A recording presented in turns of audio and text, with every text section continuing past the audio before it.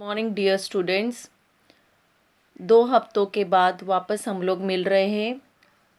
मुझे आशा है कि आपकी एग्ज़ाम अच्छी तरह से गई होगी। आपने अच्छी तरह से पढ़ाई करके सब क्वेश्चंस के आंसर्स लिखे होंगे। एग्ज़ाम से पहले हमारा लेसन नंबर 6 ओलंपिक वर्तुळांचा गोफ ये लेसन हमारा आधा ही रह गया था। इस वीडियो में हम ये लेसन आगे बढ़ाएंगे और लेसन की शुरुआत करने से पहले, आगे बढ़ने से पहले हम लोगों ने अब तक क्या देखा उसका थोड़ा रिवीजन हम लोग करते। तर ऑलिम्पिक वर्तुळांचा गोफ ह्या पाठाचे लेखक आहेत बाळ ज पंडित। ते प्रसिद्ध लेखक, क्रिकेट सामन्यांचे समालोचक होते। ओलंपिक सामन्यांची शुरुआत का व कशी झाली, मतलब ओलंपिक गेम्स की शुरुआत क्यों और कैसे हो गई।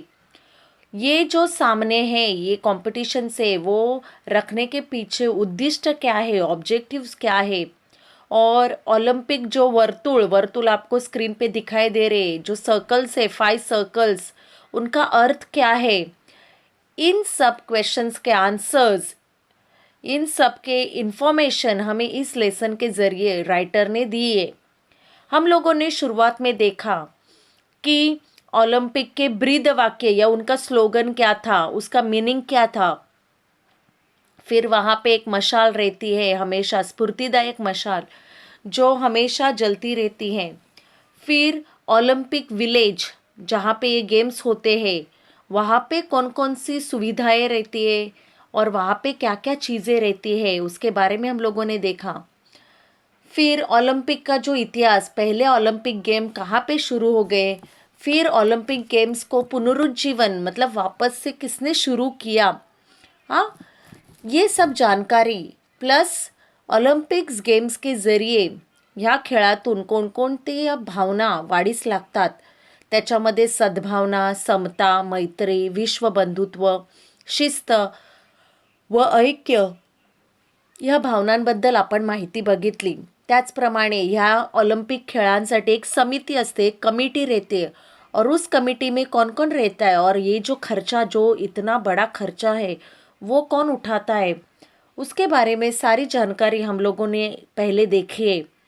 तो आज हम लोग आगे का लेसन जो है वो कंटिन्यू करते हैं। क्रीडेच्या क्षेत्रात, क्रीडा मतलब स्पोर्ट्स, हाँ, गेम्स, जातिभेद नहीं, मतलब आप कौन से जाति के हो वो नहीं देखते। धर्मभेद नहीं, धर्म मतलब रिलीजन आपका नहीं देखा जाता। कि वर्ण भेद नहीं, वर्ण मतलब आप काले हो, गोरे हो, आपका वर्ण कैसा है, आपका रंग रूप कैसे है आप, वो नहीं देखा जाता है। येथे सर्वांना समान संधी मिळतात, मतलब सबको सेम चांस या अपॉर्चुनिटी मिलती है। अमेरिकेतील जेसी ओवेन्स, आपके स्क्रीन पे जिस खिलाड़ू का चित्र है वो है जेसी ओवेन्स, हाँ, और ये अमेरिका से इन्होंने गेम्स खेले थे। लेकिन देखो आगे क्या दिया है, जेसी ओवेन्स हा वंशाने अफ्रीकी खिलाड़ू, देखो उसको originally he is from Africa, हाँ, कॉन्टिनेंट, ये अफ्रीका में से, अफ्रीका से था, लेकिन वो कहाँ से गेम खेलने के लिए गया, अमेरिका से। 1936 मध्ये बर्लिनला झालेल्या ऑलिम्पिक स्पर्धेत त्याने 4 अजिंक्यपदे मिळवली। अजिंक्यपद मतलब विजय, विक्ट्री। और कब मिला है उसे ये 4 मतलब 1936 में जो ओलंपिक्स गेम्स थे, कहाँ पे थे ये गेम्स, बर्लिन में। तो बर्लिन में एक ही साल में उसने 4 विक्ट्री हासिल किए थे, 4 मेडल उसको मिले थे। इतकेच नव्हे तर त्या 4ही बाबतीत त्याने नवे उच्चांक प्रस्थापित केले। उच्चांक मतलब विक्रम या रिकॉर्ड। आपको मालूम है ना, हर एक गेम में एक रिकॉर्ड रहता है, सेकेंड्स में, माइक्रो सेकेंड्स में वो काउंट करते हैं रिकॉर्ड। तो जेसी ओवेन्स ने 4 कंपटीशन में 4 मेडल लाए थे, मतलब ऑब्वियसली वो गोल्ड मेडल ही रहे होंगे। और उन्होंने जो उच्चांक, उच्चांक मतलब रिकॉर्ड स्थापित किया था, प्रस्थापित किया था. अमेरिकेच्या यशाचा तो मोठा शिल्पकार ठरला. उस साल अमेरिका को जो यश मिला था या जो सक्सेस मिला था, उसके पीछे जेसी ओवेन्स का बड़ा हाथ था. शिल्पकार मतलब उसने उसका कॉन्ट्रीब्युशन सबसे ज़्यादा था. अमेरिकेनेच नव्हे तर साऱ्या जगाने या खेळाडूचा त्यावेळी केवढा गौरव केला. देखो, वो अफ्रीकन था, अफ्रीकन वंश से वो था, लेकिन पूरी दुनिया ने और अमेरिका ने उसका गौरव केला, उसको रिस्पेक्ट दिया, त्याचे कौतुक केले, उसको प्रेस किया, उसकी तारीफ की. उसके वर्ण के बारे में किसी ने नहीं बोला. ओवेन्सचा वर्ण, त्याचा देह हे सर्व विसरून साऱ्या जगाने त्याची प्रशंसा केली. प्रशंसा म्हणजे स्तुती. उसका रंग नहीं देखा कि वो कौन से रंग का है, काले रंग का या गोरे रंग का. खाली उसका रिकॉर्ड देखा, खाली उसकी स्किल, टैलेंट देखा, और पूरे देश ने उसको ये तारीफ की.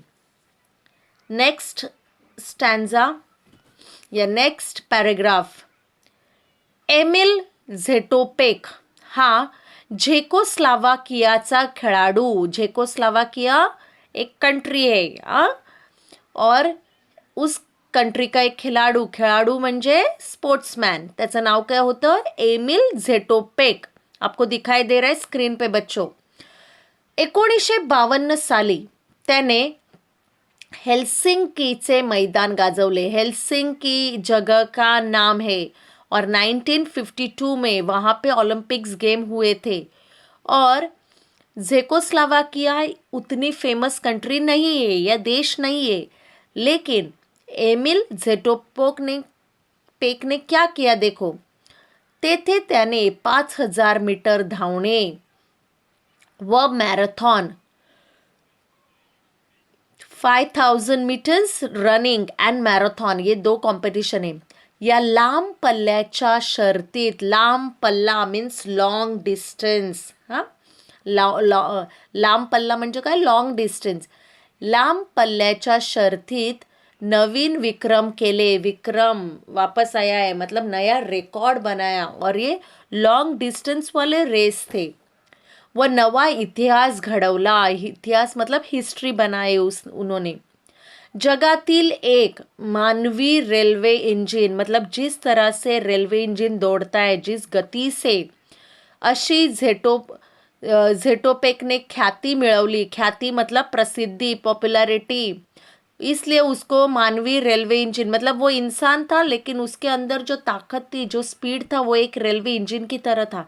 इसलिए एमिल झेटोपेक को मानवी रेल्वे इंजिन के नाम से भी जाना जाता है. यामुळे जगातील सर्व लोकांना झेटोपेक बद्दल अभिमान वाटला. अभिमान, प्राऊड फील होना. पण त्याचबरोबर झेकोस्लोवाकिया देशाबद्दल त्यांच्या मनात आदर निर्माण झाला. क्योंकि इससे पहले झेकोस्लोवाकिया देश के बारे में ज़्यादा लोग जानते नहीं थे, लेकिन एमिल झेटोपेक की वजह से ये हो गया.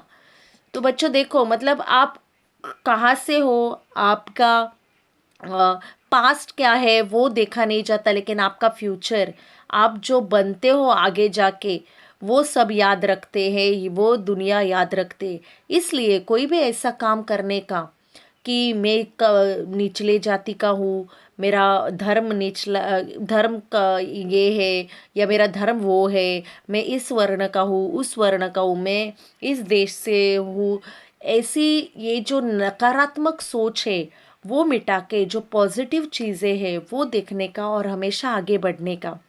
तो इस वीडियो में हम लोग यहीं पे रुकते हैं. आगे शब्दार्थ आज हम लोगों ने कौन कौन से देखे वो हम लोग देखेंगे, एक बार रिवाइज करेंगे. सो फर्स्ट वर्ड इज उच्चांक. उच्चांक मतलब विक्रम, रिकॉर्ड, मैंने पहले भी बोला है. प्रशंसा म्हणजे स्तुति, प्रेस करना, तारीफ करना. अभिमान मतलब गर्व, प्राउड फील होना. आदर, सम्मान, रिस्पेक्ट. अजिंक्य पद मतलब विजय, विक्ट्री. तो बच्चों, ये वीडियो अच्छी तरह से देखने का और इस वीडियो से रिलेटेड जो असाइनमेंट है वो असाइनमेंट कंप्लीट करने का। धन्यवाद।